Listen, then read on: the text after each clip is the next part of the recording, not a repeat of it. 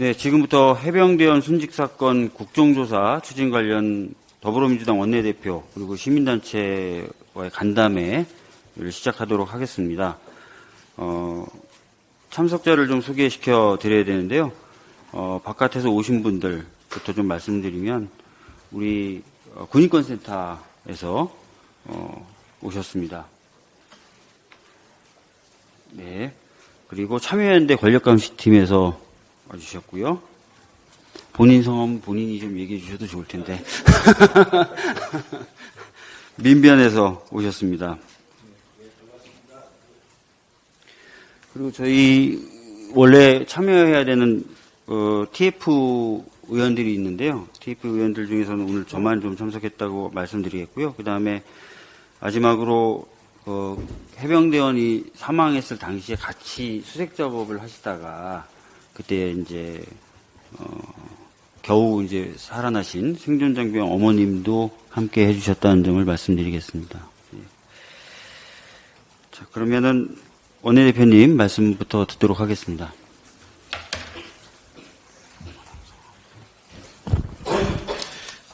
네, 안녕하십니까. 더불어민주당 원내대표 홍익표입니다. 해병대원 순직 사건의 진상규명을 위해 헌신하고 계시는 여러 인권단체 활동가분들께 다시 한번 감사의 말씀을 드리고요. 특별히 오늘 민주당에 방문해 주셔서 더 감사드립니다. 사건 당시 생존장병 어머니께서도 귀한 걸음을 해주셨습니다. 송구하고 감사드립니다. 국민은 진실을 원하고 있습니다. 국민은 진실을 은폐하기 위해 개입한 권력의 실체에 대해 의혹을 품고 있습니다. 때문에 많은 국민들이 특검과 국정조사에 대해 지지를 보내주고 계십니다.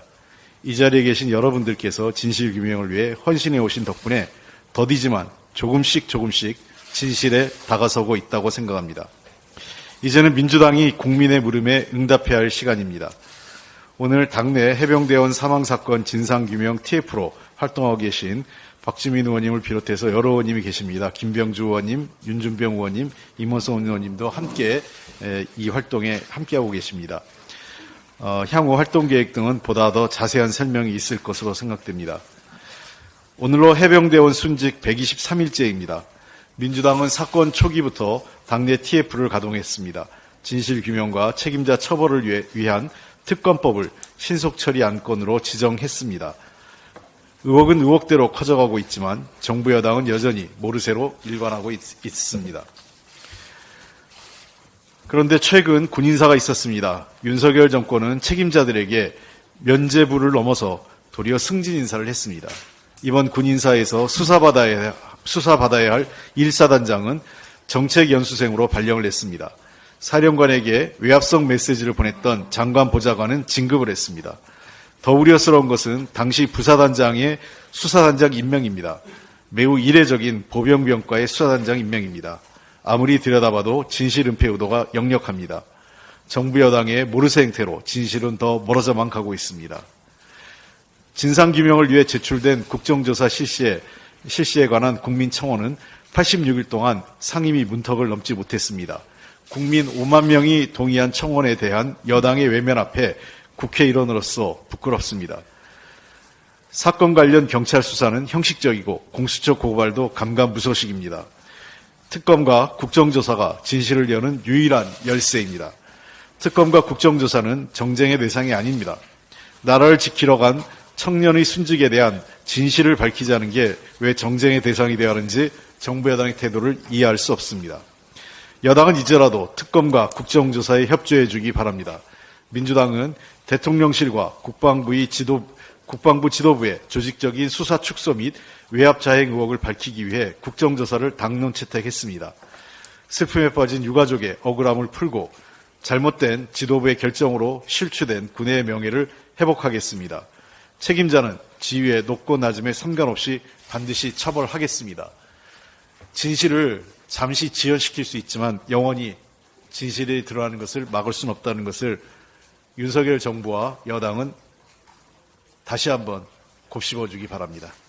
이상입니다.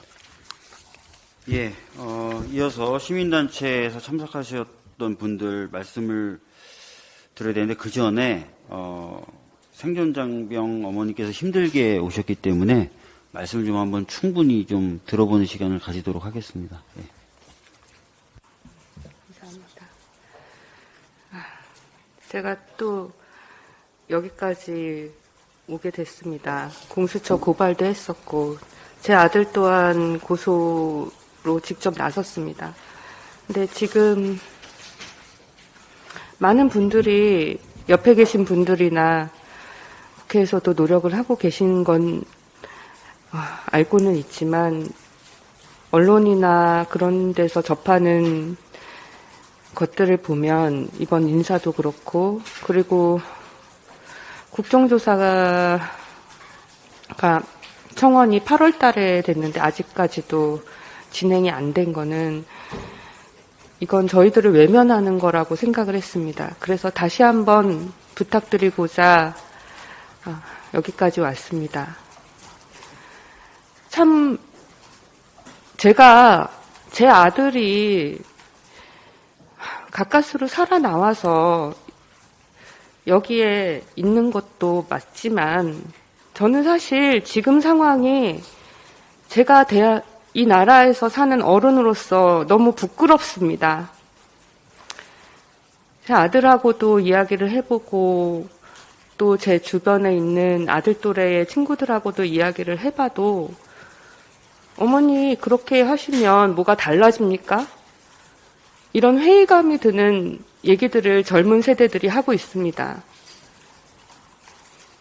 개인의 탐욕과 그리고 개인의 영달을 위해서 우리 아이들을 이용하고 또 거기에서 또 사고가 나고 그리고 아이들이 죽었습니다. 이런 것들을 언제까지 반복하고 계실 겁니까? 정말 이 나라에 국회가 존재하고 정부가 존재하는지 그게 너무나 의심스럽습니다. 제가 여기까지 와서 힘들게 노력하시는 분들에게 질타를 하고자 하는 건 아닙니다. 하지만 제가 할 수 있는 건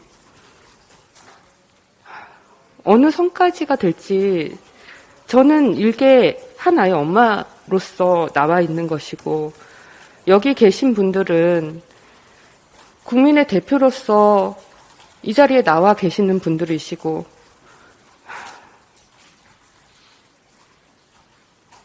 이렇게까지 말씀을 드리고 싶진 않지만 국회의원분들 많이 관심 가져주시는 분들도 계십니다.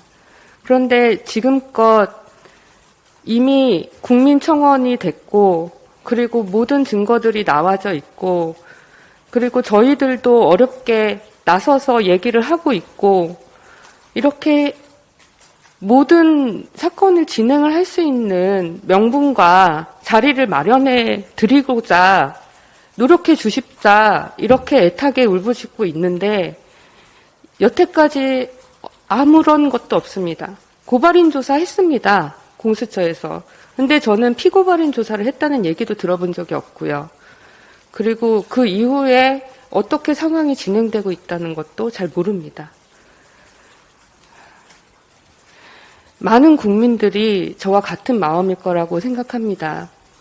지난번 기자회견 이후에 보내주셨던 응원과 댓글들 어느 한 분도 우리 젊은 청년들이 이렇게 헛되이 죽어가서는 안 된다, 다쳐서는 안 된다, 항상 다 이렇게 말씀들을 해주시는 분들이었는데 정작 정부와 국회는 이런 사실들을 외면하고 계신 것 같아서 제가 오늘 사실 올 수가 없는 상황인데도 불구하고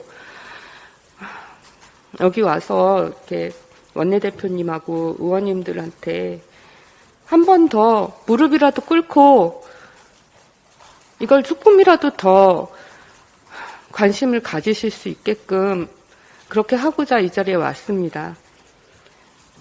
벌써 수근이가 죄송합니다. 최상병이 사망한 지도 그래서 4개월여를 지났고요. 제 아들도 정신병원에 갇혀서 한 달여 동안 그렇게 고생을 하고 나왔는데 정작 책임져야 할 사람들이 책임졌다는 얘기를 들은 적이 없습니다. 책임뿐만이 아니라 사과조차도 한마디 들은 적이 없습니다. 도대체 이 나라 정부와 그리고 의원님들은 누구를 바라보면서 계십니까? 국민들의 소리를, 그리고 저희들의 소리를 더 들어주셔야 될 분들이 바로 여기에 계신 분들이라고 생각합니다.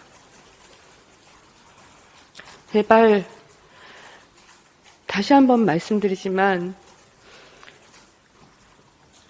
부끄럽지 않은 어른이 될 수 있게끔 도와주십시오. 그게 의원님들도 부끄럽지 않은 길이라고 생각합니다. 부탁드립니다. 다음은 시민단체 대표분들 말씀을 들어보도록 하겠습니다. 먼저 이지연 참여연대 사무처장님 말씀 듣겠습니다. 예. 예, 앞서서 어머니 말씀해 주신 것처럼 해병대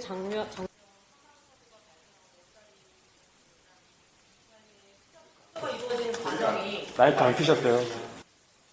있는데. 네네. 네. 예, 앞서 그 어머니께서 말씀해 주신 것처럼 해병대 장병 사망 사고가 발생하고 넉 달이 지났습니다.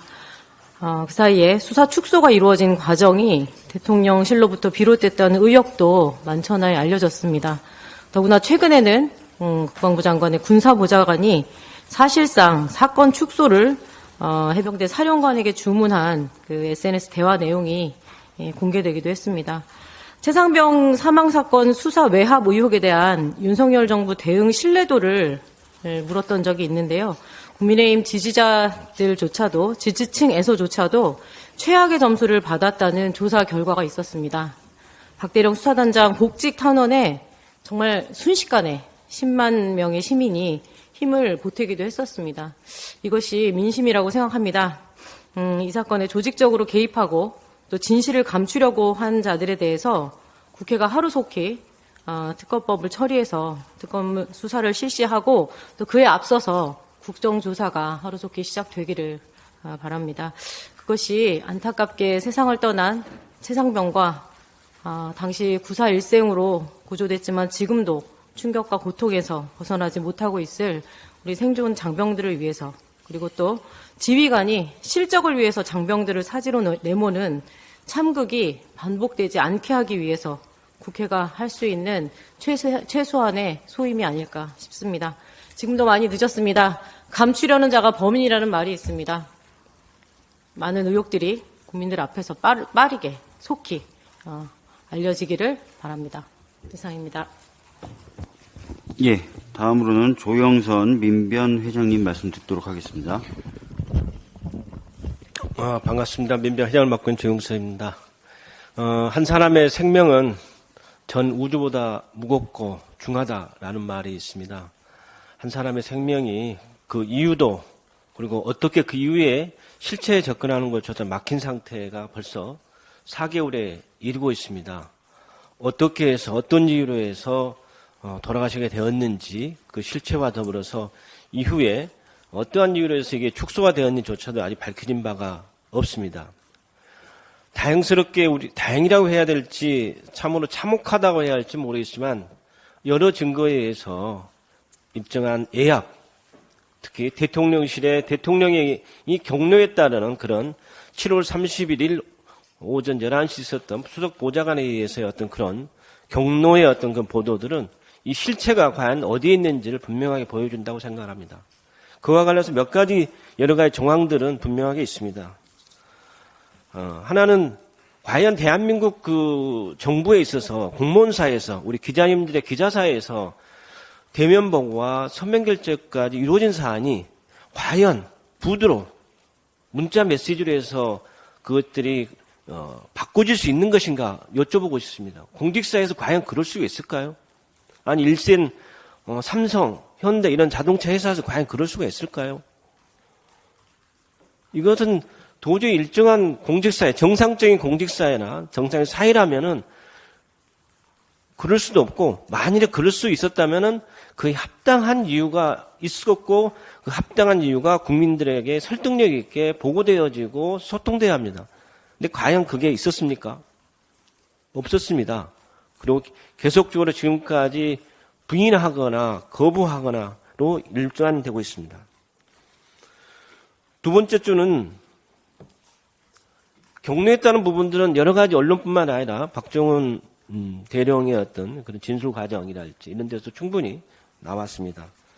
또 세 번째로는 국정감사에서 김병주 의원이 보고했던 그 문건들에 있어서도 일정하게 VIP와 국가안보실 쭉쭉 이어지는 이 관계 속에서 일정한 외압이 있었다는 부분들이 밝혀지고 있습니다. 또 하나는 사령관과 그리고 해병대 수사대장과의 어떤 진실되겠다라고 하는 그러한 보도에 있어서도 충분히 당시 김기현 사령관은 충분하게 우리가 최선을 다해서 수사했고 그리고 그에 따라 결재가 끝났다는 사실들을 이미 밝혔었던 것입니다. 그런데 그 이후에 바뀐 것에 불과한 거죠. 또 엊그제 국회에서 이야기했었던 국방부 장관, 보좌관의 문자 메시지 이러한 부분들이 말하자면 외압의 실체들을 가장 가깝게 보여주는 거라고 할 것입니다. 가장 전제가 되는 사실들은 이 국방부 장관이나 또 대통령실의 관계자들이 정확하게 이해하지 못하는 부분들은 국방부 장관이 대통령이 수사 지시를 할 수 있는가에 관련된 마치 그러한 권한이 있는 것처럼 이야기하는데 그것은 개정된 작년에 군사보건법뿐만 아니라 우리나라에서 예를 들어서 검찰총장 또는 법무부 장관, 검찰총장과 검사들과 관계해서 수사 지시를 할 수 있는가요? 일정하게 수사의 범위와 기소 대상, 혐의 대상을 특정할 수 있는가요? 그거와 비교한다면은 명명백백한 거죠. 개개의 수사 관계나 수사 대상자, 혐의점에 대해서는 서로의 권력분리 원칙에 따라서 검찰과 경찰, 군검찰과 지금 현재 군사보건법의 경찰 간에 있어서 일정한 역할 분담이 되어 있고 지체 없이 이체되도록 하는 군사법 개정 취지에도 반한다 할 것입니다. 이러한 여러한 어떤 대통령실 또는 국방부 장관 등에 의한 외압이라고 하는 게 여러 가지 실체로서 정황적으로 밝혀주고 있습니다.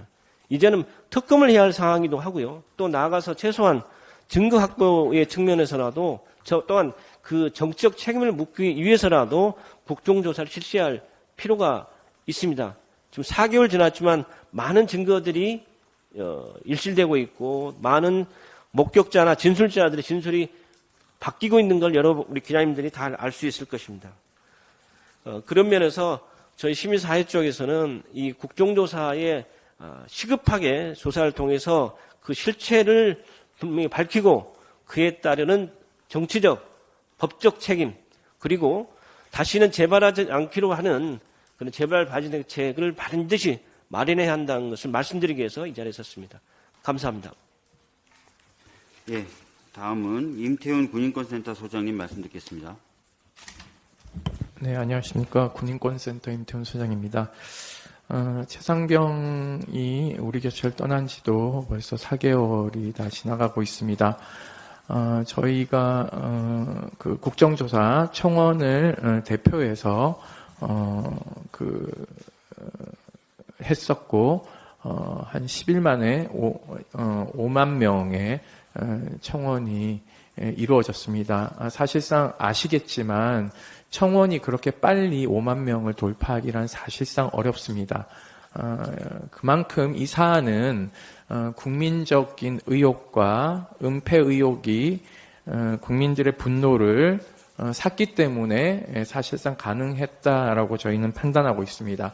그럼에도 불구하고 지금 현재 국회에서는 국정조사가 사실상 본회의에 회부되거나 그 어떤 움직임도 없는 것이 안타까울 따름입니다. 하루속히 국회의장님께서 본회의에서 국정조사가 이루어질 수 있게끔 안건을 상정해 주시길 간곡히 요청드립니다. 아울러서 지금 총선이 곧 다가오는데요. 이 사태의 책임, 그 최상병 사망의 본질적인 책임을 져야 될 사람들이 현재 다음 총선에 국회의원 배지를 달기 위해서 출마설이 나돌고 있습니다. 전 국방부 장관인 이종섭 장관이 출마한다고 하고 있고요. 또 안보실 2차장인 임종득 2차장도 지금 경북 영주에서 출마 준비를 하고 있다고 합니다. 사건의 실체를 덮으려고 한 자들이 지금 권력을 갖고 그 권력을 방패 삼아서 지금 방탄조끼를 입으려고 하고 있습니다.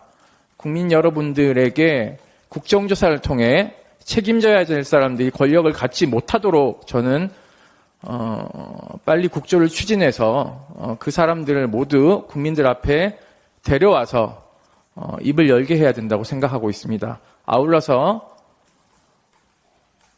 함께 범죄에 가담한 것으로 추정되는 경북경찰청장 그리고 경북경찰청장에게 수사기록을 군검찰에 이첩하라고 이야기한 자들 대통령실에 있겠죠. 그 경무관이라고 추정되는 사람도 사실은 최근에 승진을 했습니다.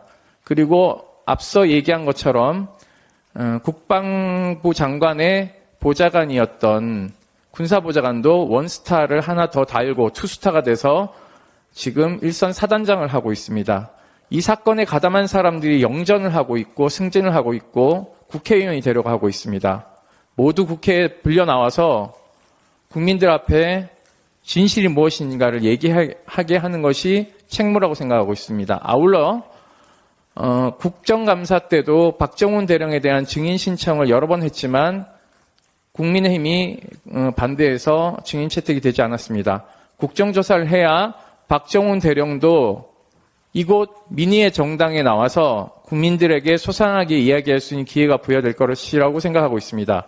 방송에 한번 출연해서 20분 동안 이야기한 것이 징계 사유가 돼서 징계위원회 회부했던 것을 기억하고 있을 것입니다.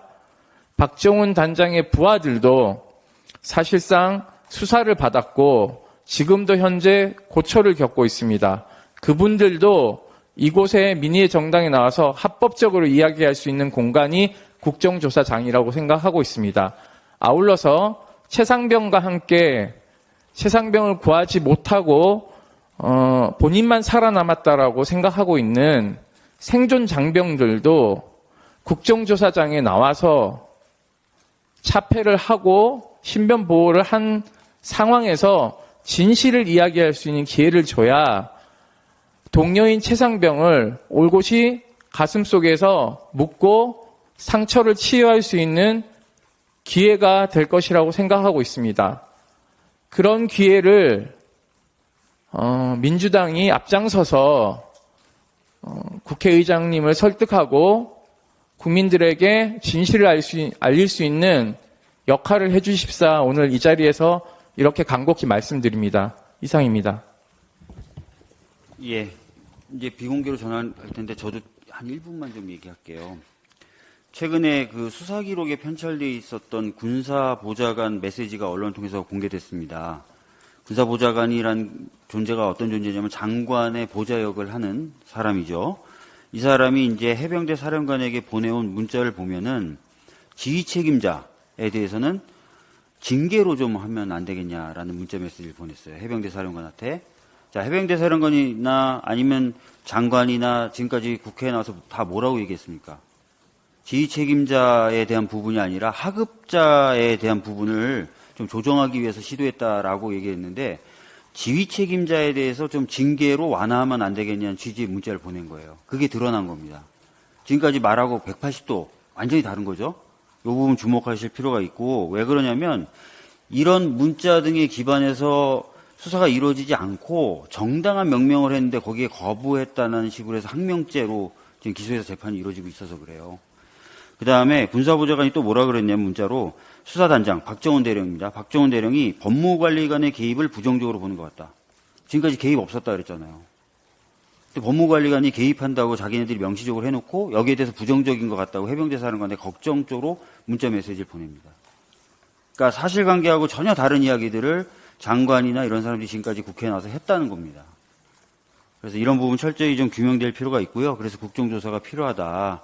수사는 이상하게 이루어지고 있고 재판도 이상하게 이루어지고 있다. 특히 항명죄는 군사법원에서 지금 재판이 진행되고 있어서 결론을 참 걱정스럽게 지켜봐야만 되는 상황이다.